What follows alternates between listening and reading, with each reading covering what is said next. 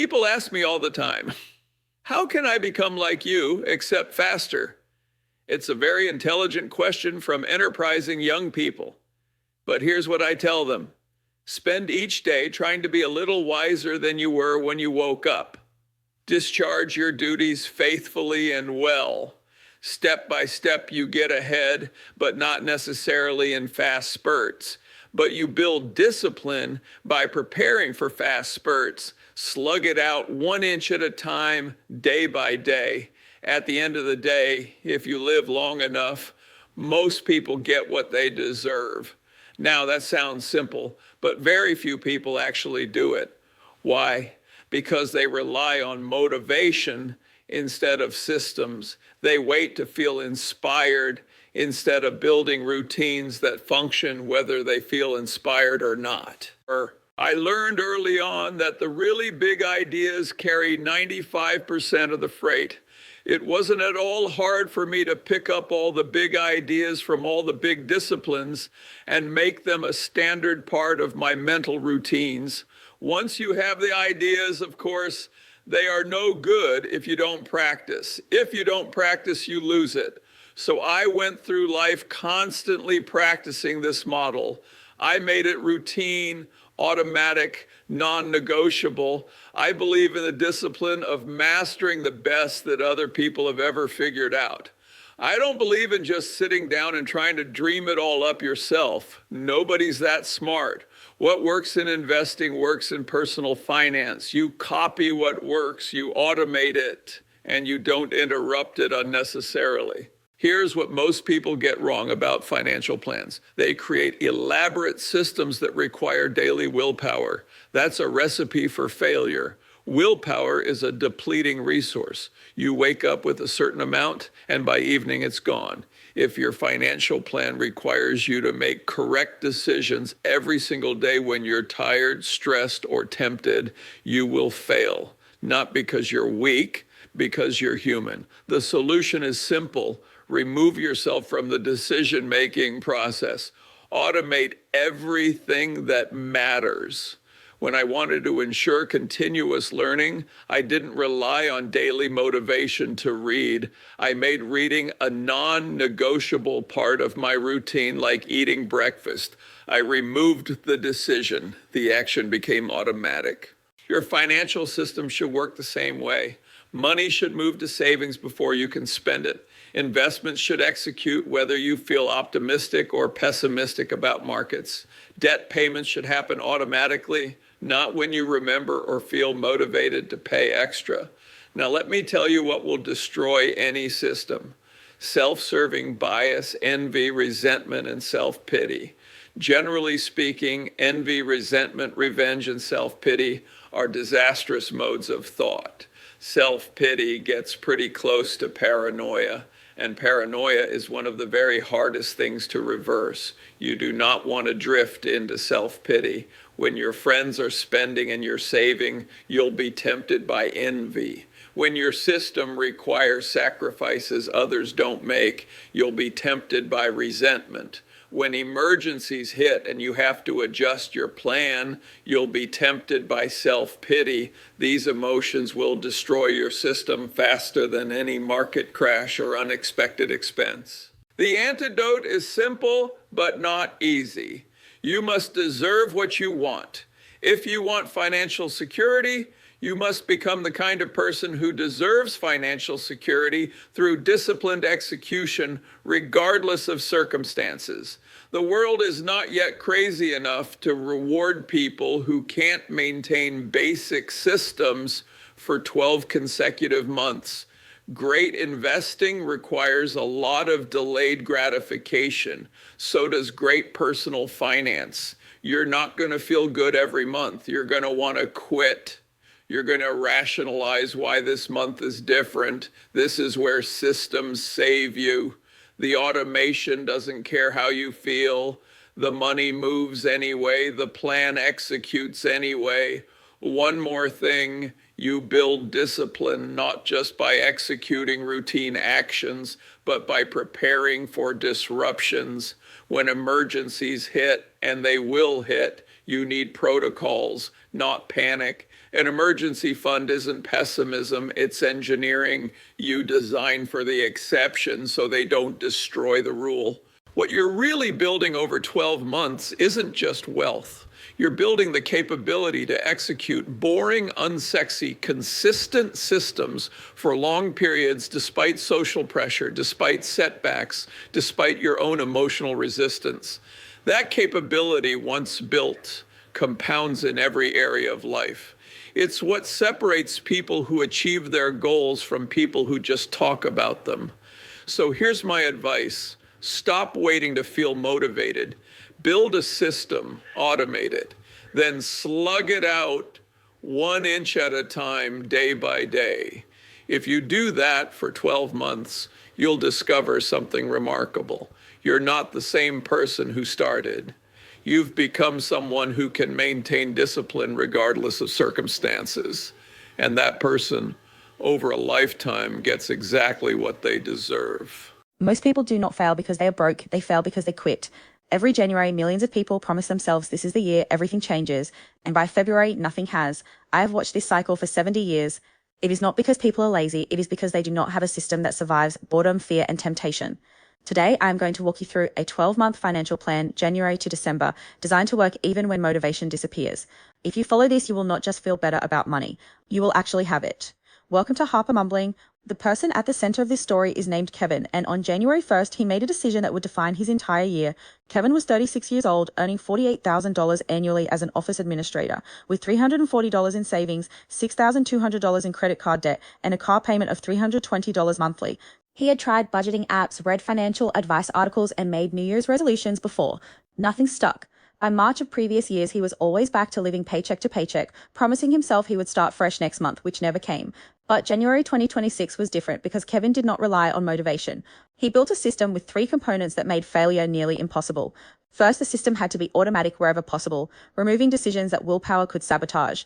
Second, the system had to have monthly checkpoints with specific numbers to hit, not vague goals like save more or spend less. Third, the system had to account for failure by building in recovery mechanisms for when he inevitably made mistakes. This 12-month plan was not about perfection, it was about survival and progress despite imperfection. January's only goal was stop the financial bleeding through expense reduction.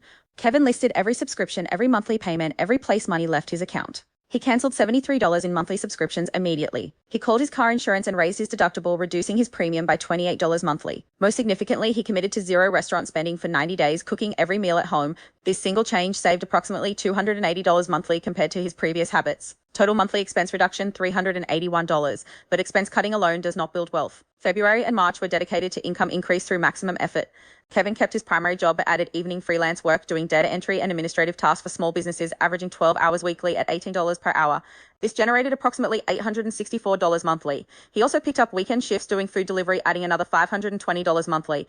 His total monthly income increased from $3,200 to $4,584, a 43% increase, while his expenses dropped from $3,100 to $2,719. The math was brutal but effective. Kevin was working approximately 62 hours weekly and living on beans, rice, eggs, and vegetables. His social life disappeared. Friends stopped inviting him out because he always declined. But by April 1st, Kevin had saved $5,595 over 3 months, his first meaningful savings in his adult life. The psychological shift was significant. Having $5,595 meant he was no longer desperate, no longer making financial decisions from pure fear. He had options. April through June had one goal: build a $10,000 emergency fund before investing anything. Kevin's instinct was to invest his $5,595 immediately, putting money to work in a stock market. The system said no. Emergency funds come first because broke people who start investing too early sell during emergencies, locking in losses and quitting entirely. Kevin maintained his brutal work schedule and expense discipline for 3 more months. His freelance income had grown to $980 monthly as he built regular clients. His delivery income stayed consistent at $520. His monthly surplus was approximately $1,865. By June 30, Kevin had $11,190 in his emergency fund. This was the foundation everything else would build on. If his car broke down, he could fix it without debt.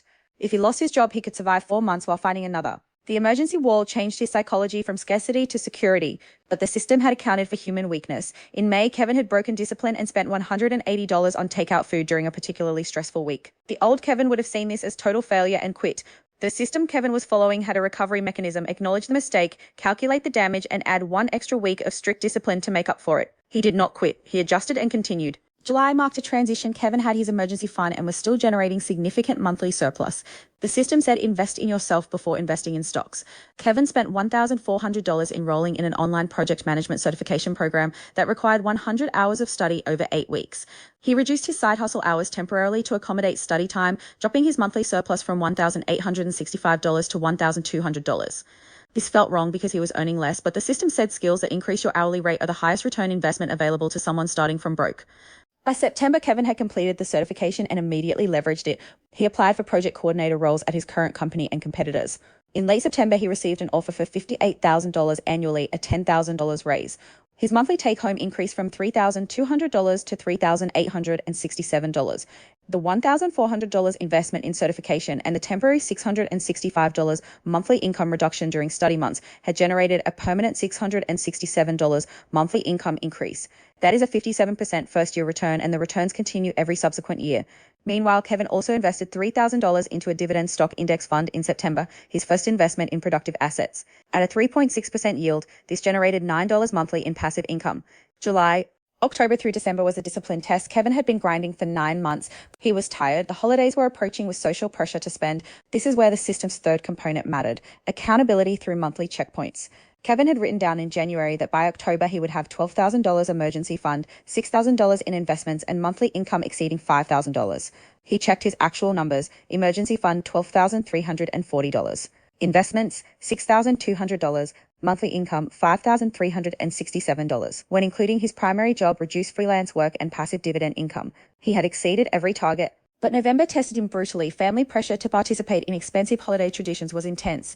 Kevin's mother was hurt that he declined the family vacation. His sister judged him for not buying Christmas gifts. Kevin held the line using the system's recovery mechanism. He spent $250 on modest gifts, which was more than the system allowed, acknowledged it as a deviation, and added 2 weeks of extra side hustle work in December to compensate. He did not quit. He adapted. By December 31st, Kevin's financial position was unrecognizable from 12 months earlier. He had $13,100 in emergency savings, $9,800 in invested assets, generating $29 monthly in dividends, 0 credit card debt after paying it off in July, and monthly income of $5, $367 from his primary job, plus reduced side work. His net worth had shifted from negative $5,860 in January to positive $22,900 in December, a change of $28,760. More importantly, he had proven he could execute a plan for 12 consecutive months, which meant he could do it again in 2027, building even more. October, Kevin's transformation demonstrates why systems beat motivation. Motivation is emotional and temporary. You feel motivated in January when you are excited about change. You feel motivated after reading an inspiring article, but motivation disappears when you are tired, when progress is slow, when friends are enjoying themselves and you are working. Systems do not require motivation. They require only execution of predefined steps, regardless of feeling. Kevin's system had removed decision-making from motivation-dependent moments. His savings were automatic. His side hustle hours were scheduled in advance. His spending rules were binary, not negotiable. The system also survived because it accounted for failure. Kevin made mistakes in May, August, and November. Each time, instead of seeing the mistake as total failure and quitting, the system's recovery mechanism let him acknowledge the deviation, calculate the impact, and add compensating actions. This prevented the all-or-nothing thinking that destroys most financial plans. You do not need perfection. You need a system that survives imperfection and keeps you moving forward despite mistakes. The monthly checkpoints created accountability. Kevin knew in January exactly what numbers he needed to hit each month. When June arrived and his emergency fund was only $11,190, instead of the targeted $11,200, he knew immediately he was slightly behind and could course correct. Without specific monthly targets, he would have vaguely felt like he was doing well without knowing if he was on track. The specificity made the system measurable and adjustable. Most people will not follow this system despite its proven effectiveness. They will read this story, agree it makes sense, and change nothing because the system requires discomfort they are unwilling to endure. Working 62 hours weekly for 6 months feels too hard. Living on $2,700 monthly when you earn $4,600 feels like deprivation. Skipping holidays and social events feels like missing life. But here is what these people do not understand. Temporary discomfort creates permanent security. Kevin was uncomfortable for 12 months and built a foundation that will compound for decades. His peers were comfortable for 12 months and will wake up next January in the same position, making the same promises, changing nothing. This is Harper mumbling, and if this 12-month system showed you that financial transformation is not about motivation but about building systems that survive human weakness, please like this video. Subscribe to the channel and share it with anyone who needs a plan that actually works instead of inspiration that fades by February. Leave a comment about which month you think is hardest in this plan and why. Turn on notifications for future videos about systems that work when motivation fails. Thank you for watching, and remember, you do not need to feel motivated for 12 months. You just need a system that executes regardless of how you feel. And most people would rather feel good and stay broke than feel uncomfortable and build wealth, which is exactly why systems beat willpower every single time.